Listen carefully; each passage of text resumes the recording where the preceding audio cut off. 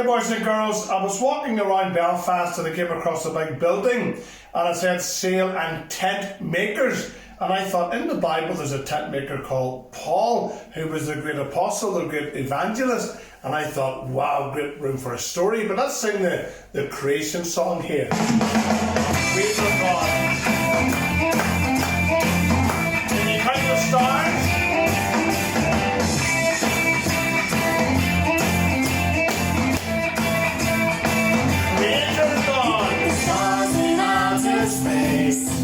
You put the freckles on my face, and all the fish that swim and all the birds that fly were made from your incredible imagination.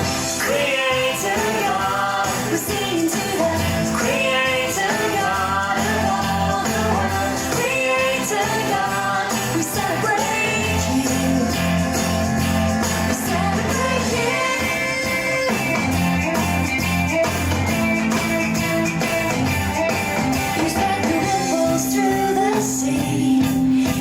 Stripes on every wing, and all the grass that grows and all the leaves that fall, part of your amazing plans for this creation. Creator God, we're singing to the Creator God of all the world. Creator God, we celebrate you.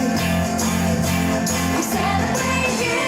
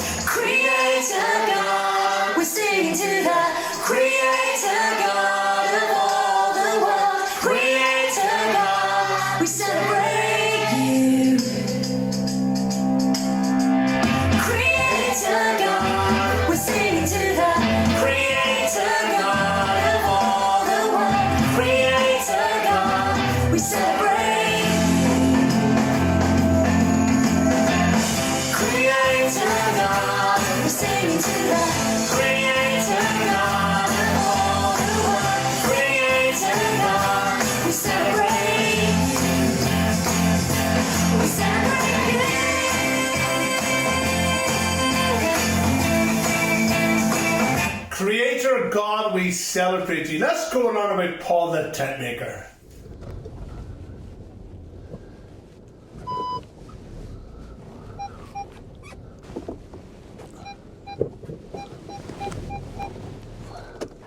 G'day boys and girls. Do you like my parking there? Drive forward, reverse back, drive forward. I just parked here because above me is an old building and it dates back to way back to 1800s. And it's called Sail and Tent Makers. And I thought, tent maker? I love tents, and every year I go camping. We have camps, for example, in Tullymore Forest Park every single summer for the last 17, 18 years. When I was a wee boy in the Boys Brigade, I used to love to go camping. And one of the highlights of the camping was sleeping in canvas tents with all my friends. Would be in a tent and you felt like you're talking all night long for hours. And I thought, here's a shop that's called the Tent Makers, way back to the 1800s. And I thought, tent makers? People in Belfast used to make tents. They're not so common now, those type of canvas tents. I have 20 of them because we use them for our own camps. But in the Bible, we just can't get away from the Bible. Every time we want to do a lesson, we're trying to find it. Is this in the Bible? Does it mention tents in the Bible? Does it mention anyone who made tents? Well, it does. One of the most popular characters in the Bible was the Apostle Paul.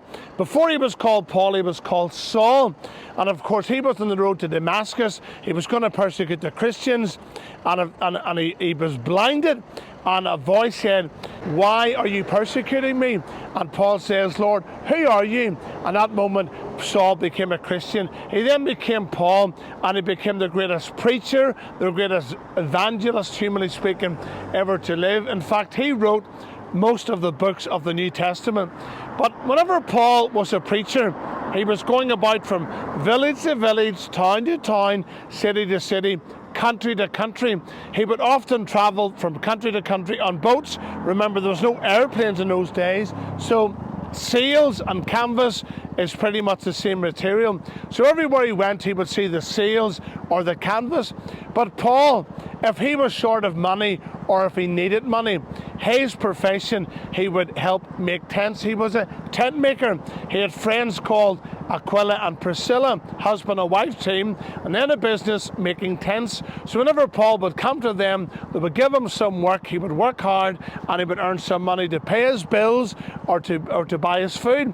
And that taught me a lesson. We should never take people for granted. We should never take life for granted, and we should never expect to get freebies for granted. In many ways, sometimes we live in a lazy society, because the British government in many ways gives out handouts, it gives out grants, it gives out lots of money to people. And if you get money for nothing, that breeds laziness. And whenever I was growing up, we were taught to work hard. For example, on a Saturday, you weren't allowed to be in the house. You had to be outside working. And if you're watching TV, you were seen as lazy during the day. Why are you not out exercising, working on the farm and helping out? See, that was inbred in you, and you naturally developed what was called a work ethic. And then as you get older, you wouldn't lie in bed long. You would wake up early in the morning, and every opportunity you got, you were working and using your ability and not being lazy. And that's very, very important. So boys and girls, whenever you're at school, it's so important to learn and aspire to get a good job that you can earn your own money and pay your own bills. And it gives you a self-achievement whenever you do that, because quite often in life, sometimes people, you can get into the wrong company and they're lazy. They just want to take everything. It's like a gimme disease, give me this, give me that, give me the other. But the Apostle Paul was different. He worked hard, he preached long, and don't forget, remember, if you read the Apostle Paul's life story in the book of Acts, everywhere he went, people never loved him. Often he was shipwrecked in the sea, he was stoned, he was imprisoned, he was beaten up. But he loved God so much, and he loved people so much, he wanted to reach to them, he wanted to preach to them, he wanted them to be converted to Christ, to the Lord Jesus. That's why one time he was in prison, and the windows fell open and the chains fell off them, and they could have escaped, but they never escaped. And the jailer assumed he did, and he was going to fall upon his own sword. And Paul said, "Don't do that. We are still here." And the jailer asked the question, "What must I do to be saved?" And Paul said, "Believe on the Lord Jesus Christ, and thou shalt be saved," or you will be saved. And I thought, Paul was a great preacher. And today, millions of Christians all over the world, they read the Bible, they read his story, they read his account, his teaching about God, his theology, all of these things. And yet, day by day, if Paul needed money, he would go and find a job helping to make tents, physically working with his hands. And that's good, because it meant he wasn't using his brain all the time. He was physically working, and while he's working, he could chat to people, talk with them, work with them, encourage them as well. So I thought, while Paul was a great preacher, everyone could have applauded him, the churches could have helped him, but he himself, in many ways, was like Christ, because the Lord Jesus said he came to serve, not to be served. And sometimes in life we can do well, and it can go to our heads, and we think we're better than other people. We want other people to serve us. But the true Christian is a humble Christian, somebody who's willing to serve and to go, not be afraid to get their hands dirty or their feet dirty, or to go the extra mile to help people. And that lesson, it's not for adults, it starts as a child. If somebody's walking with a box or something, open the door for them. If somebody needs a chair, give them a chair. If somebody needs somebody to talk to them. If somebody's sitting alone at dinner time, go and sit beside them. All these simple lessons are important to practice out. And I love the lesson, the wee verse that says, the law is a schoolmaster to bring us to Christ. Because whenever you practice being a Christian, live your life being a Christian, and you don't understand what it means to be a Christian later in life, that can come to you, and all those teaching and practicing you've been doing, God will bring it together in a moment, which is very, very important. So lesson today is don't be lazy in life. And sometimes you'll meet other people that are lazy. They don't want to work. They don't want to learn at school. They want life to be easy for them. Don't follow those habits and don't follow those people. God has given you an individual life, and God's will for people is to work. Whenever Adam and Eve left the garden, God says to Adam and Eve, you've got to go and work, and you're going to sweat, and it's going to be difficult. And that's the way the life is. We have to work hard, we have to study hard, and that's the way life will keep going for us. So don't be lazy.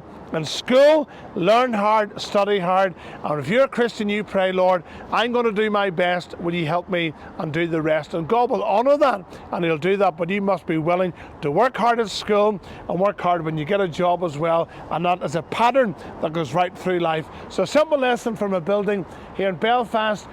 Whenever I saw sail and tent makers, it made me think of the great Bible story and Paul, the tent maker, together with Aquila and Priscilla. That's all for today. Thanks for watching, and we'll see you next time. One thing Paul loved to do was teach the Bible, often referring right back to people such as Abraham. So we're going to sing Father Abraham, a lovely action song.